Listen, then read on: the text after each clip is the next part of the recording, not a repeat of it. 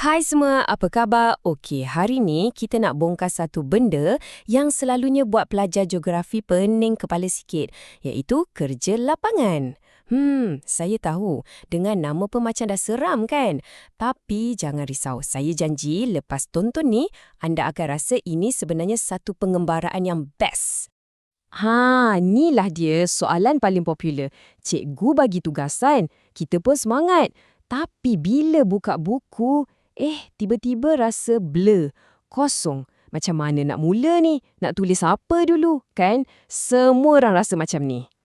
Okey, jom kita tukar mindset. Lupakan sekejap pasal kerja sekolah. Anggap benda ni macam satu misi khas. Anda akan jadi macam seorang detektif atau seorang explorer, tapi di kawasan taman perumahan anda sendiri. Kita nak siasat apa yang menarik kat sana. Seronok kan bunyinya? Jadi, apa sebenarnya kerja lapangan ni? Senang cerita, ia adalah kajian di mana anda sendiri yang turun padang, keluar dari kelas, pergi ke lokasi dan lihat sendiri dengan mata kepala anda. Bukan lagi baca dari buku teks je, tapi anda alami dan kaji sendiri isu sebenar. Baiklah, setiap misi perlukan pelan tindakan yang mantap. Inilah dia agenda kita. Kita akan mulakan misi, sediakan peta supaya tak sesal, pilih alatan yang betul, pergi kumpul harta karun iaitu data kita dan akhir sekali, laporkan kejayaan misi anda. Jom mula! Okey, bahagian pertama. Setiap penjelajah perlukan peta, betul tak? Peta kita untuk kerja lapangan ni ada 5 langkah utama. Kalau kita ikut peta ni betul-betul, insya-Allah misi kita akan berjalan lancar dari awal sampai akhir. Inilah 5 langkah penting tu. Mula-mula kita pilih tajuk. Lepas tu, kita tentukan apa matlamat atau objektif kita. Dah jelas matlamat, baru kita pilih cara nak kumpul maklumat. Bila dah dapat, kita analisis data tu dan akhir sekali, kita ceritakan semua penemuan kita dalam sebuah laporan yang lengkap. Simple kan? Fasa perancangan ni, inilah fasa yang paling kritikal sekali. Kalau perancangan kita power, separuh kerja dah kira selesai. Jadi, jom kita fokus betul-betul pada 2 langkah pertama ni. Pilih tajuk dan tentukan objektif. Macam mana nak pilih tajuk yang best? Tengok tips ni. Paling senang, pilih topik yang kita dah belajar. Pastikan ia relevan dan paling penting sesuai dengan kemampuan kita. Jangan ambil tajuk yang susah sangat. Dan jangan segan-segan tanya dan bincang dengan cikgu anda, okey? Okey, tajuk dah ada. Sekarang, apa sebenarnya tujuan kita buat kajian ni? Inilah fungsi objektif. Ia macam Google Maps atau Waze untuk kajian kita. Ia akan tunjukkan arah tuju yang jelas. Dan cara paling pro untuk tulis objektif adalah dengan mulakan ayat guna kata kerja yang spesifik. Tengok contoh ni. Daripada kita tulis nak tahu tentang sampah, bunyinya tak berapa jelas kan? Cuba kita guna ayat yang lebih padu macam mengenal pasti jenis-jenis sisa pepejal di Taman Cempaka atau mencadangkan langkah-langkah untuk mengurangkan pencemaran bunyi. Nampak tak beza dia? Terus jelas dan fokus.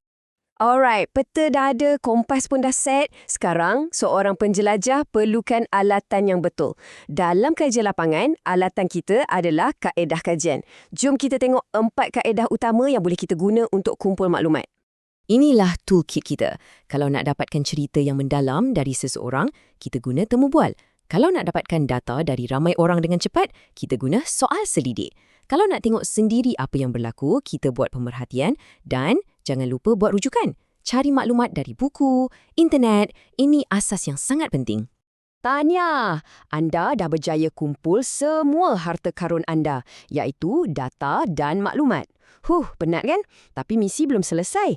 Sekarang masanya untuk kita fahamkan apa makna semua data ni dan kemudian ceritakan kisah penemuan anda tu melalui sebuah laporan.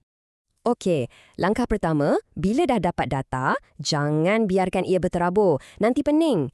Anggap ia macam kepingan puzzle. Kita kena susun dulu. Cara paling senang, masukkan semua maklumat dalam jadual. Terus nampak kemas dan senang nak faham. Ini contoh mudah. Katakan anda edar borang soal selidik pasal pencemaran. Daripada 25 helai borang, anda boleh rumuskan dalam satu jadual ringkas macam ni. Kan senang nak nampak? 12 orang kata isu utama ialah pencemaran udara. Terus jelas. Okey, kita dah sampai ke fasa terakhir dalam misi ini, menulis laporan lengkap. Jangan panik. Tak susah pun kalau kita ikut struktur yang betul. Anggap je ini macam satu senarai semak, kita cuma perlu pastikan semua 8 bahagian ni ada dalam laporan kita. Inilah dia, 8 komponen wajib ada tu. Dari muka depan, penghargaan, sampailah ke bahagian rujukan. Nampak macam banyak kan? Tapi jangan risau. Ikut je satu persatu macam kita ikut resepi. InsyaAllah, laporan anda pasti lengkap dan nampak profesional. Baik, laporan dah siap, kemas dan anda pun dah sedia nak hantar. Tapi sebelum tu, anda tahu tak apa sebenarnya yang cikgu akan nilai? Penting untuk kita tahu supaya kita boleh pastikan semua perkara penting kita tak terlepas pandang. Jadi, ingat ya, penilaian bukan hanya pada laporan akhir yang tebal tu. Cikgu akan tengok keseluruhan proses.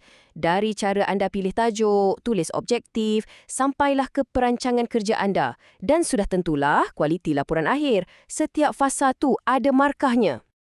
Dan begitulah, anda dah pun terima taklimat penuh untuk misi kerja lapangan geografi anda. Anda bukan lagi pelajar yang keliru, tapi dah jadi seorang geografer muda yang lengkap dengan peta, alatan dan strategi untuk berjaya. Tanya!